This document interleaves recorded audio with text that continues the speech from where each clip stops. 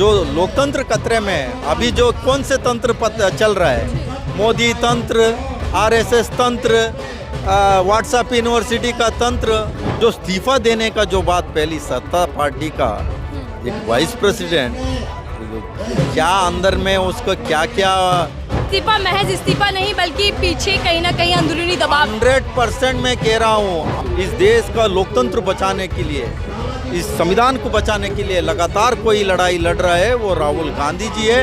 देश का जनता सारा समझ चुका है। ये बीजेपी आरएसएस वाले, इनका जो व्हाट्सएप यूनिवर्सिटी है, व्हाट्सएप यूनिवर्सिटी का कुछ बातें बना के झूठ को सच बनाने में लगा है। न्याय बहुत आवश्यक चीज़ होता है, आपको देना होगा, नहीं देंगे तो हम छीनेंगे।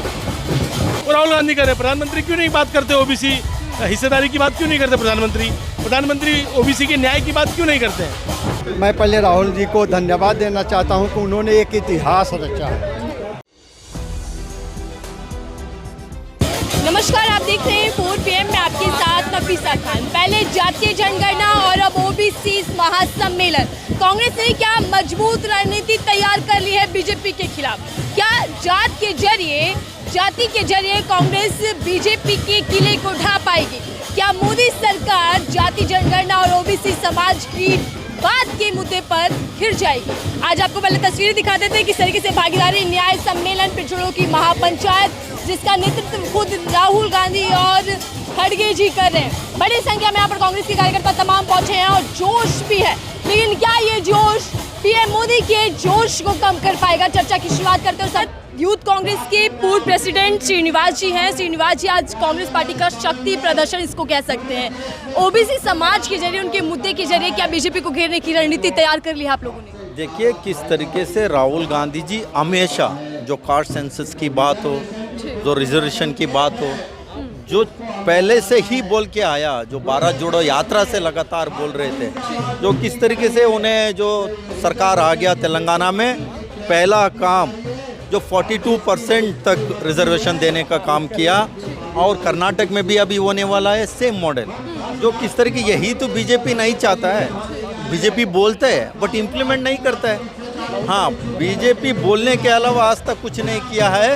इस देश में किस तरीके से जो लोकतंत्र खतरे में है। अभी जो कौन से तंत्र चल रहा है, मोदी तंत्र, आरएसएस तंत्र, व्हाट्सएप यूनिवर्सिटी का तंत्र, यही तो चल रहा है। इसके अलावा कुछ नहीं चल रहा है। आप पता करके देख सकते हैं। आपको पूरा क्लैरिटी चाहिए तो वाइस प्रेसिडेंट धनखड़ जी को पूछेगा, वो पूरा बताएगा आपको क्या लोकतंत्र का किस तरीके से पहला इतिहास में पहली बार हो रहा है। जो इस तरीके से जो इस्तीफा देने का जो बात पहली सत्ता पार्टी का एक वाइस प्रेसिडेंट, क्या अंदर में उसको क्या क्या जो बात है, अभी थोड़े दिन में पूरा बाहर आ जाएगा। अभी वो लोग ने मैनेज करने में लगा है, तो ये सरकार को शर्म आना चाहिए। तो आपको ये लगता है कि इस्तीफा महज इस्तीफा नहीं बल्कि पीछे कहीं ना कहीं अंदरूनी दबाव? 100% मैं कह रहा हूँ, अंदरूनी का जो बात बाहर नहीं आ रहा है। सतपाल मलिक जो ने पहले भी बोला, हाँ, जो गवर्नर था, अभी वाइस प्रेसिडेंट का आ गया, अभी और ऐसे तमाम लोग लाइन में हैं। धीरे विकेट गिरेंगे। 100% सारे लाइन में हैं, जल्दी आपको मिल जाएगा। आप लोग ओबीसी की बात करें, सर पीएम मोदी कहते हैं कि मैं सबसे बड़ा ओबीसी हूं, और जिनको किसी ने नहीं पूछा उनको मोदी पूछता है, यानी कि अति पिछड़ों को पिछड़ों को। क्या पूछा है? मैं अति पिछड़ा हूँ करके 2014 में चुनाव के प्रचार में जो बोला, उसके बाद क्या किया है? आज तक जो कास्ट सेंसस की बात किसने किया? राहुल गांधी जी ने किया। राहुल गांधी जी 12 जोड़ो यात्रा से पहले से, लोकसभा चुनाव से पहले, तेलंगाना का विधानसभा चुनाव के पहले, जहाँ वहाँ रैली में संबोधित करके आया था, जो इम्प्लीमेंट किया। कांग्रेस पार्टी जो बोलता है वो करता है। ये एक ऐसा नेता है, इस देश का लोकतंत्र बचाने के लिए, इस संविधान को बचाने के लिए लगातार कोई लड़ाई लड़ रहा है, वो राहुल गांधी जी है। देश का जनता सारा समझ चुका है। उनका लोकप्रियता किस तरीके से पूरा देश में बढ़ गया। आज तक जो राहुल जी ने जो बात बोली है, वो सारी बात सही निकली है। आप पता कर सकते हैं, जीएसटी के बात हो, भू अधिग्रहण के जो समय में इन लोग ने 3 काला कानून लेके आए, वो कोविड के बात हो, हर लेवल में राहुल जी ने जो बोला, जो चाइना किस तरीके से अंदर घुस रहे थे, नोटबंदी से लेके हर लेवल में जो राहुल जी बोला है वो सारे सही निकले हैं। बीजेपी वाले इसीलिए राहुल जी के और गांधी परिवार से जलता क्यों है? ठीक है सर, मैं आखिरी सवाल आपसे ले रही हूँ। आप लोग भागीदारी की बात कर रहे हैं, न्याय की बात कर रहे हैं, लेकिन क्या 11 साल में आपको लगता है कि दलितों के साथ, ओबीसी समाज के साथ न्याय नहीं हुआ? देखिए, आप इस तरीके का बात इन लोग ने अभी बोलने लगे। कौन? ये बीजेपी आरएसएस वाले, इनका जो व्हाट्सएप यूनिवर्सिटी है, व्हाट्सएप यूनिवर्सिटी का कुछ बातें बना के झूठ को सच बनाने में लगा है। आप कितना भी कोशिश करो, झूठ झूठ रहेगा, भले थोड़ा समय लगेगा, बट अभी आजकल इनका बीजेपी का व्हाट्सएप भी लोग देखना बंद कर दिया। इन लोग ने कितना 40 लाख कुछ व्हाट्सएप ग्रुप थे, उसमें लगभग 10 लाख लोग छोड़ के चले गया है, वो बात भी नहीं बोल रहे। ये कितने भी कोशिश करें, यहाँ मैं क्लियर बात कह रहा हूँ, राहुल जी के नेतृत्व में इस देश में सभी वर्ग, सभी समाज को बचाने का और लोकतंत्र बचाने का काम कांग्रेस पार्टी करेंगे। धन्यवाद। सर, बहुत बहुत स्वागत है आपका। पिछड़ों को लेकर, ओबीसी समाज को लेकर महापंचायत, महासम्मेलन, क्या कोशिश है, क्या रणनीति है? देखिए, राहुल जी ने बहुत स्पष्ट कहा है, जिसकी जितनी हिस्सेदारी उसकी उतनी भागीदारी। आपको पता है कि ओबीसी समाज बहुत व्यापक तौर में इस देश पे है, लेकिन जब रिप्रेजेंटेशन की बात आती है, उसको उसका अधिकार देने की बात आती है, तो ये सरकारें वो करती नहीं हैं, जिसके लिए आज बहुत बड़े पैमाने पर कांग्रेस पार्टी ने आंदोलन चला रखा है ओबीसी समाज को इकट्ठा करने के लिए, ओबीसी समाज को उसका अधिकार देने के लिए। और इसी तरीके से जो भी और समाज SC ST है, सिंपल है कि जिसकी जितनी हिस्सेदारी है उसको उतनी भागीदारी दी जाएगी।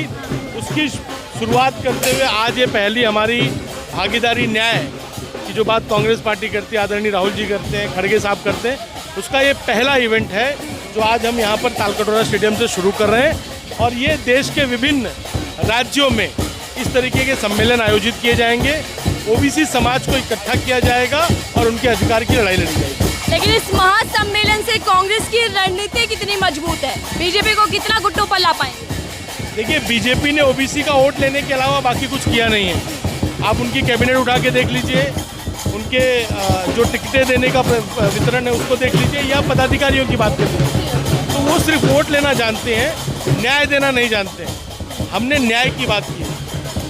न्याय बहुत आवश्यक चीज़ होता है, आपको देना होगा, नहीं देंगे तो हम छीनेंगे। लेकिन बीजेपी आपके इस महासम्मेलन पर हमला कर रही है कि कांग्रेस सत्ता से बाहर होते ही फिर ओबीसी का जिक्र करने लग गई। सत्ता में रहते हुए कभी ओबीसी समाज के लिए काम नहीं किया कांग्रेस।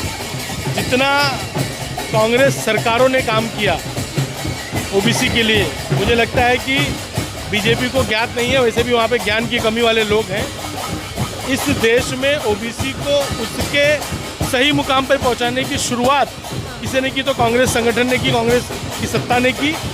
और आज भी उनके साथ अगर कोई खड़ा है इकलौता व्यक्ति जो उनके हक की बात कर रहा है, वो राहुल गांधी कर रहे हैं। प्रधानमंत्री क्यों नहीं बात करते? ओबीसी हिस्सेदारी की बात क्यों नहीं करते प्रधानमंत्री ओबीसी के न्याय की बात क्यों नहीं करते हैं? बोलने वाला तो एक ही व्यक्ति है ना, एक ही नेता है देश में, वो राहुल गांधी जी हैं। बीजेपी बोले तो सही, ओबीसी का नाम तो ले, कहाँ नाम लेती है, क्या बोलती है? जब रिजर्वेशन की बात आ रही है, जब बाकी चीज़ों की बात आ रही है, हम 50% का कैप तोड़ने की बात कर रहे हैं, वो तैयार ही नहीं है उस पर। लेकिन पीएम मोदी तो खुद को सबसे बड़ा ओबीसी बताते हैं। क्या इकलौता एक ही ओबीसी को देना है क्या? सब एक ओबीसी को देते तो सब, भाई 50-60 करोड़ ओबीसी है इस देश में, एक ही ओबीसी को सब दे देना है क्या? लेकिन जब मोदी जी ओबीसी समाज से आते हैं तो फिर जाहिर तौर पर ओबीसी समाज का उत्थान होगा। करना भी तो चाहिए कुछ। किया क्या उन्होंने? हम मांग कर रहे हैं 50% का कैप तोड़िए ना, आप काहे नहीं तोड़ रहे? आप तो प्राइम मिनिस्टर हो, एक साइन करो कि हो जाएगा। तो कहने करने में बहुत अंतर है। बीजेपी की दोहरी नीति है जिसके हम खिलाफ हैं, और ये भागीदारी न्याय की शुरुआत हो रही है, इसको बड़े पैमाने पर आगे लेके जाया जाएगा। पहले जातीय जनगणना और अब ओबीसी महासम्मेलन, भागीदारी तय हो पाएगी? सरकार इस पूरे विषय पर चिंतन करेगी? जातीय जनगणना एक शुरुआत है इस बात को मापने का कि कौन कितनी संख्या में उपलब्ध है। एक बार जातीय जनगणना हो जाएगी, उसके बाद उनके लिए भागीदारी की बात की जाएगी। भागीदारी तब दी जाएगी ना जब पता चले हिस्सेदारी कितनी है। ये उसका क्रमबद्ध तरीका है और हम उसको करेंगे। देखिए, और लोगों से जुड़ते हैं और लोगों से भी जानते हैं कि क्या कुछ आज इस शक्ति प्रदर्शन के जरिए कांग्रेस से आना चाहती है। लोग ओबीसी पूरा पहने हुए हैं सर, ओबीसी की बात आज कांग्रेस कर रही है, क्या लगता है कि केवल और केवल सत्ता पाने का एक रास्ता है या वाकई ओबीसी समाज को हक दिलाने की बात है? देखिए मैडम, मेरा नाम मुक्तेश्वर प्रसाद कुशवाहा है, मैं कुशीनगर से हूँ, उत्तर प्रदेश से। मैं पहले राहुल जी को धन्यवाद देना चाहता हूँ कि उन्होंने एक इतिहास रचा है।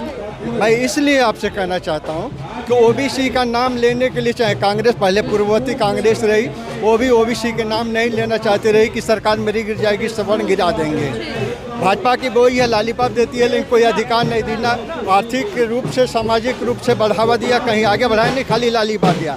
लेकिन राहुल गांधी ने एक ऐतिहासिक कदम उठा करके जो सदियों तक याद किया जाएगा, उन्होंने ओबीसी के साथ खड़ा होने का निर्णय लिया कि मैं नहीं खड़े होते, नहीं खड़ा होने नहीं, खाली वो देते हैं कि मैं भी ओबीसी हूँ, लेकिन ओबीसी को अधिकार नहीं दिया उन्होंने, और न कहीं उन्होंने कहीं कुछ भी आगे बढ़ाया। लेकिन इन्होंने जातिगत जनगणना, देखिए जब तक आप अधिकार को जानेंगे नहीं, अपनी संख्या को नहीं जानेंगे, आपको अधिकार मिलेगा नहीं। तो राहुल जी ने सबसे पहले ये काम किया कि मैं जातिगत जनगणना कराओ, कि जानकारी हो कि जाति कितनी है ओबीसी, उसके अनुसार उसको आज 27%, 65% को आप 27% देते हैं, 15% को 65% देते हैं आरक्षण। आप ये देखिए सवर्ण को 10% आरक्षण मिल चुका है EWS के अंदर, आप 15% उनकी संख्या ही है जी। ठीक है, आप कहाँ से आए सर? हरियाणा से आए जी। क्यों इस कार्यक्रम में उपस्थित होने का आपको लगा कि जरूरी है? ओबीसी समाज क्या यहाँ पर वाकई लगता है कि प्रताड़ित हो रहा है? जी, ओबीसी समाज बिल्कुल 100% प्रताड़ित हो रहा है। मोदी जी जब से सत्ता में आए हैं, सिर्फ ओबीसी के नाम वो लेते हैं, लेकिन ओबीसी के लिए करते वो कुछ नहीं है।